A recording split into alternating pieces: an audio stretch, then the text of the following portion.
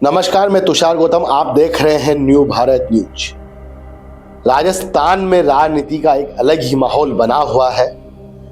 तब से विधानसभा चुनाव 2023 का रंग खत्म हुआ तो 2024 लोकसभा चुनाव का रंग आ गया है।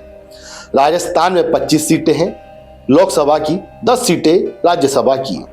सोनिया गांधी ने नामांकन भरा है राज्यसभा का। सोनिया गांधी को अब राज्यसभा से भेजा जा रहा है। पहले लोकसभा का चुनाव लड़ा करती थी, जीता करती थी सोनिया गांधी। अब शायद लगता है स्वास्थ्य साथ नहीं दे रहा है, तो इसी वजह से अब राज्यसभा में भेजा जा रहा है, क्योंकि प्रचार प्रसार नहीं कर पाती। राहुल गांधी भी समय नहीं दे पाते मां को। राजस्थान में राजनीति का माहौल थोड़ा पारा चढ़ा हुआ है। भाजपा ने जब से 115 सीटें जीती है, तब से भाजपा बड़ी खुश नजर आ रही है। नए मुख्यमंत्री मिले हैं, नए भजनलाल शर्मा, लेकिन 2 महीने से ऊपर हो गया है। कोई ऐसा करतब नहीं दिखाया, कोई ऐसा जादू नहीं दिखाया। भाजपा में अभी बूस्टर नहीं आया है। बूस्टर लाने के लिए कांग्रेस के नेताओं को शामिल किया जा रहा है। क्यों नहीं? कांग्रेस के नेता जब भाजपा में शामिल हो जाएंगे तो क्या भाजपा का उत्साह ज्यादा हो जाएगा? या कांग्रेस के नेता भाजपा से डर रहे हैं? या भाजपा ईडी से परेशान करवाएगी उनको, सीबीआई से परेशान करवाएगी, इनकम टैक्स से परेशान करवाएगी? महेंद्र सिंह मालवीय जो कांग्रेस के विधायक बागीदोरा से, आदिवासी क्षेत्र से आते हैं, कांग्रेस के कद्दावर नेता माने जाते हैं, कांग्रेस की एआईसीसी कमेटी में है। कांग्रेस ने क्या नहीं दिया उनको, लेकिन अब क्या जरूरत पड़ गई, पाला बदलने की लग रही है उनकी इच्छा। वो भाजपा में शामिल होना चाह रहे हैं। जैसे उनके सुर ताल है, जैसे सूत्रों के हवाले से खबर मिली है, वही महेंद्र सिंह मालवीय अशोक गहलोत के करीबी हुआ करते थे, एआईसीसी के बड़े बड़े नेताओं के करीबी हुआ करते थे। अब क्या ऐसा मनमुटाव हो गया? नेता प्रतिपक्ष जूली कह रहे हैं उनको नेता प्रतिपक्ष नहीं बनाया गया विधानसभा का, इस वजह से नाराज है। कह देते तो बना देते, ये जूली कह रहे हैं। अभी यदि चाहे तो कांग्रेस नेता प्रतिपक्ष बदल सकती है, यदि जूली छोड़ना चाहे, लेकिन पद कोई नहीं छोड़ना चाहता, सिर्फ बयानबाजी है। गोविंद सिंह डोटासरा को जाने अनजाने में प्रदेश अध्यक्ष बनाया गया था 2020 के अंदर, क्योंकि गहलोत और सचिन संकट चल रहा था। गोविंद सिंह डोटासरा राजनीति के स्ट्रेटेजी मेकर नहीं है, सिर्फ अपनी विधानसभा तक सीमित है, लेकिन गहलोत ने उनके ऊपर उपकार कर दिया। गोविंद सिंह डोटासरा ने रिट पेपर लीक में भी उनका हाथ है, बहुत सारे मुद्दों भ्रष्टाचार में उनका हाथ है।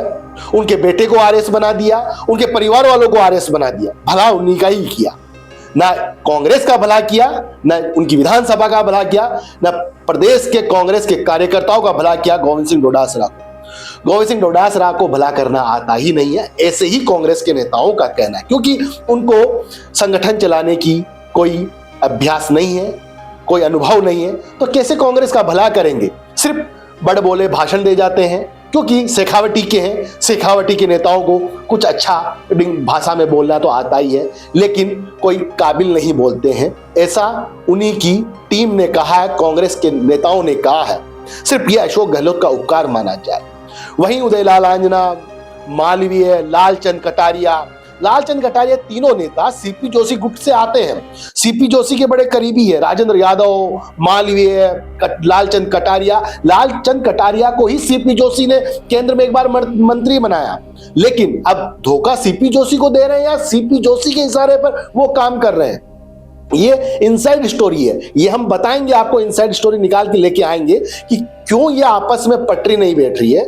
अशोक गहलोत से कल बांसवाड़ा के विधायक भी मिलते हैं, अर्जुन बामनिया, नीनामा मिलते हैं, खड़िया मिलती है, जो पहले निर्दलीय विधायक थी, गहलोत को संकट के समय में साथ दिया, फिर गहलोत ने उपकार किया, कांग्रेस का टिकट दिया और खड़िया जीत के आई। क्या गहलोत को लग रहा है ये पाला बदल सकते हैं मालवीय के साथ, क्योंकि आदिवासी बेल्ट के हैं, गहलोत मनाने चले? क्या सचिन के इशारे पर या सीपी जोशी के इशारे पर या भाजपा से डर की वजह से? क्योंकि उदयलाल आंजना बहुत बड़े कारोबारी हैं, 10,000 करोड़ से ऊपर के व्यापारी हैं। क्या घपला है? क्योंकि हाल ही में जहां 2020 के अंदर राजस्थान सरकार के तमाम विधायकों को कांग्रेस के जहां शरण दी गई थी, जैसलमेर के अंदर सूर्यागढ़ होटल के अंदर, और उसके मालिक है मेघराज सिंह, जो बजरी किंग माने जाते हैं। बजरी किंग के ऊपर ही अभी ईडी की कार्रवाई चल रही है। मेघराज सिंह भगोड़े हो गए हैं, ईडी के हाथ नहीं आ रहे हैं, ऐसे भी बजरी माफिया है राजस्थान में जो ईडी के हाथों नहीं आ रहे हैं। फोन स्विच ऑफ है। क्या लग रहा है कि मेघराज के ऊपर कार्रवाई हुई है तो हमारे ऊपर भी कार्रवाई हो सकती है? इसलिए पाला बदल ले, क्योंकि आया राम गया राम राजनीति में लगा रहता है। क्योंकि नीतीश कुमार ने, आपने देखा ही होगा बिहार की राजनीति को भी, कि पलटू राम कह दिया उनको और बदलते रहते हैं। अभी हाल ही में एक ट्विटर पर, सोशल मीडिया पर एक बात चल रही है, क्योंकि मोदी कहते हैं ना, मोदी है तो गारंटी है। अब ये पूछने चले हैं कि नीतीश कुमार से कि अब नीतीश की क्या गारंटी है मोदी जी? आप तो गारंटी देते हैं कि अब नहीं पलटेंगे वो।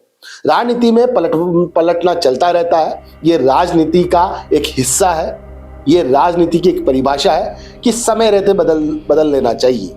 इसे ही राजनीति कहते हैं। राज और नीति आपने समझ ही लिया होगा। लेकिन राजस्थान की राजनीति में वसुंधरा युग खत्म हो चुका है।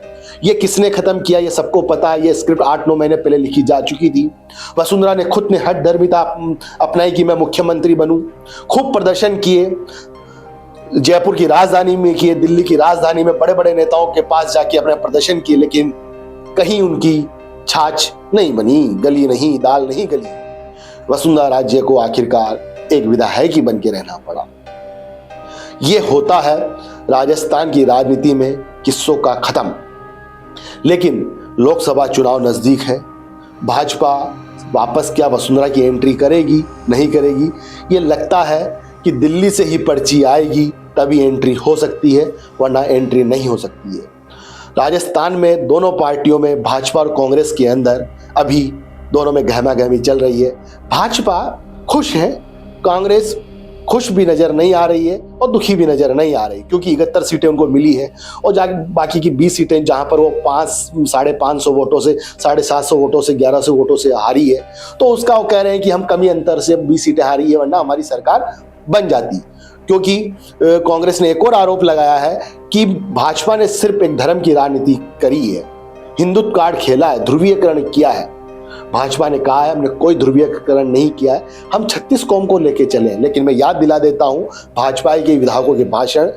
मांडल विधायक कहते हैं कि मैं 36 कौम का नेता नहीं हूं, मैं 35 कौम का नेता हूं। ऐसे बहुत सारे विधायक हैं जिन्होंने अपने आप को, भाजपा के नेताओं ने, मतलब भाजपा के विधायकों ने चुनाव में कहा, प्रत्याशियों ने, कि हम 35 कौम के नेता है। ध्रुवीकरण कौन कर रहा है आप देख लीजिए। एक कौम को क्यों छोड़ रहे हैं? शायद इस कौम का कहीं न कहीं भाजपा को नुकसान होता, वोट नहीं मिलता, इसी वजह से अपने आप को भाजपा के प्रत्याशी 35 कौम का ही नेता मानते हैं। ये भाजपा ने जवाब दिया ध्रुवीकरण के ऊपर। राजस्थान की राजनीति में 25 सीटें हैं इस बार लोकसभा चुनाव के अंदर। हनुमान बेनीवाल फुस हो गए हैं, इस बार सिर्फ वो जीत के आए हैं। पार्टी एकदम हाशिए पर आ चुकी है। अब हनुमान बेनीवाल का चैप्टर भी क्लोज हो चुका है। जहां हनुमान बेनीवाल कहते थे कि मेरे इशारे पर इतने विधायक जीत के आएंगे, हमने ये मेहनत करी है, हमारी ये स्कीम्स है, हमारी ये स्ट्रेटेजी है, लेकिन सारी धूल चट गई। हनुमान बेनीवाल का भी किस्सा खत्म हो। आने वाले समय में आचार संहिता लगने वाली है, फिर चुनावी माहौल बनेगा। हम आपको न्यू भारत न्यूज के माध्यम से राजस्थान की चुनावी राजनीति बताते रहिए। आप देखते रहिए। सहयोगी अमित शर्मा के साथ मैं तुषार गौतम, न्यू भारत न्यूज, जयपुर।